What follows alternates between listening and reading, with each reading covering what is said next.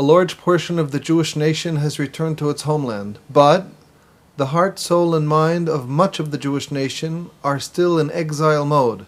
This state of affairs must and will inevitably change. This is Torah Nation TV from Jerusalem, and we are speaking with the head of Machon, Shilo, Rabbi David Bar-Hayim. Shalom, Rabbi Bar-Hayim. Shalom. The Rabbi recently addressed the topic of tefillah and the fact that not everyone is able to always daven with a minyan. What are the differences in the tefillah when one is davening alone as opposed to with a minyan? Well, there are, of course, the obvious differences. First of all, we have the well-known halakha statement of Hazal that there are certain things that may not be said unless we have a minyan.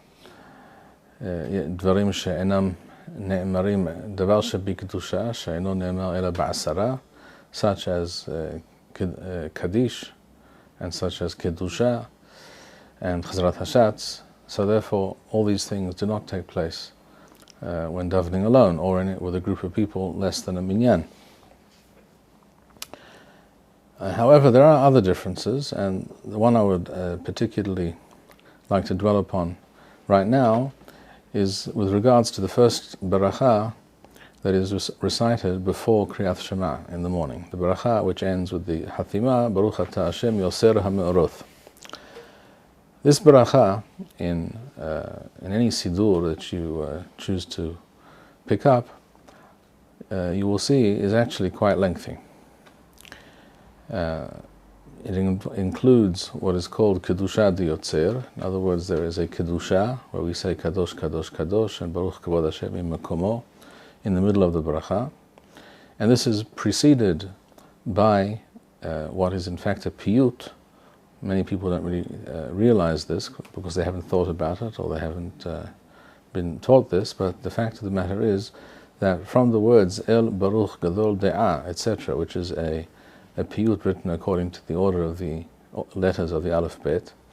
This is a piyut which is a hakdama, an introduction to the Kedusha, which is about to be recited with the Hazan and the rest of the minyan, the rest of the congregation in the minyan as part of the bracha. This is all a section which is placed, as it were, inserted into the middle of the bracha. And in fact, it is a later practice. It is not part of the original nusach of the bracha. And seeing that this is a kind of kedusha, according to many poskim, including the Geonim and the Rambam and many others, when one is alone, one does not say the kedusha of in that bracha of Yotzer Or. One just says the basic nusach of the bracha. Rambam, for example, writes in the Choth Tefillah, Perek Zayin, that when one is alone, one is medaleg ala kedusha shebe Yotzer HaMe'oroth. One does not say the kedusha of Yotzer HaMe'oroth. The question is, however, what does that mean exactly? When we say ledaleg, to skip over the kedusha, what does that mean? What exactly do you not say? This the Rambam does not make very clear. There are poskim who understood it to mean that you simply leave out those words, kadosh, kadosh, kadosh, and Baruch Kavod Hashem im Makomo, and those words are not to be recited according to that view. I mentioned that view because there is another view which says that the individual does recite the Kedusha in Birkat Yotzer HaMe'oroth, but lahalacha, I would say this is not the view to be followed. The correct view is that like any other Kedusha, if one is alone, one does not say the Kedusha in Birkat Yotzer HaMe'oroth. So again, the question is, what exactly are you to miss out? Based on what we just said, in other words, the fact that El Baruch Gadol De'ah, from those words onwards, we have a whole lengthy introduction to the Kedusha, which then winds down after the Kedusha also with a kind of summation. If you look at it at the Siddur carefully, you will see that the vast majority of that bracha, as it is printed in most Siddurim, is in fact the version that one says when one is with a tzibur, in a minyan. But the text of the basic text of the bracha, which is said by the individual, is actually very brief indeed. So where do we in fact find a clear definition of what the bracha of Yotzer HaMe'oroth is for the individual when one is not in a minyan. We find this most clearly stated and laid out by Rav Sa'adia Gaon in his Sidur. And there he makes plain that the nusach is very, very brief indeed, surprisingly brief, I think. Most people would find it very surprising. And I have here the Sidur of Rav Sa'adia Gaon on page Yud Gimel 13. And I show you so you can simply get an idea for yourself of the length of the first bracha is in fact 3 lines. 1, 2, 3. These 3 lines here is the entire text of the bracha according to Rav Sa'adia Gaon for the first bracha of Kriyat Shema when recited by the individual. And what exactly is that text? The text simply says as follows: Baruch Atah Hashem, etc.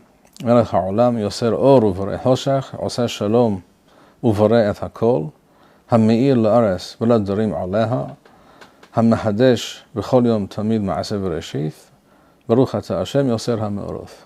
That is the entire bracha. I know that for many people this is quite a piece of news, but that is the fact of the matter. That is the entire bracha of Yotzer HaMe'oroth. The topic, the theme of this bracha is the fact that Hashem creates the new day, as it were, for us and gives us light from the sun. The sun lights up our world once again, and human beings can leave their homes and get on with their activities, and we thank Hashem for this fact, and that's why the bracha is called Yotzer HaMe'oroth, speaking about the light of the sun and the workings of the heavens, which create day and night, which distinguish between day and night, and that is the entire nusach of the bracha. There are of course small variations that one can discuss between the different nusachot. In other words, the nusach of Bavel, which is the one quoted here by Rav Sa'adia Gaon, does not include the pasuk, which is often added, Ka'amur la'osei orim gadolim ki le'olam hasdo. That of course can be added as well. That is the nusach of Eretz Yisrael, to add that pasuk.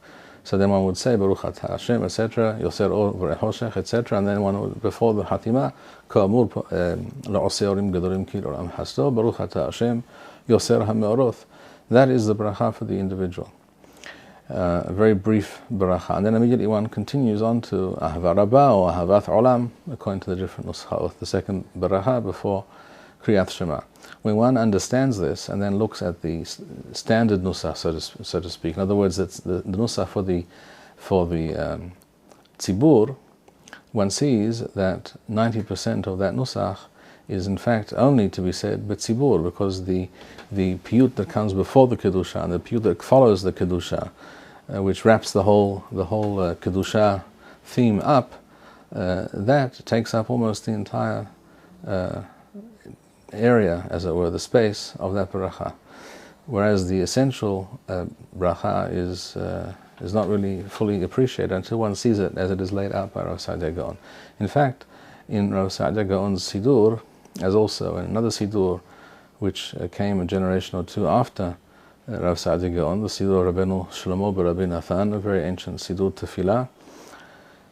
In both these Sidurim, they arrange all the tefilloth first for the individual, what a person says and how he says it when he's davening alone, and then they say, and if one is in a minyan or in a minyan situation, this is how the tefillah is conducted. In other words, they provide you first with a picture of the tefillah for the individual, and then they show you how it is different for the tzibur. And this is a very instructive and helpful way of understanding the true format and structure of the tefillah. So when davening alone, people should know that the kedusha is to be left out of Birkat Yotzer HaMe'oroth, and that means essentially most of what people consider to be the bracha of Yotzer HaMe'oroth, which in fact is an additional set piece introduced into the bracha, whereas the actual bracha itself is very brief and very easy to remember, and in fact is only 3 lines long.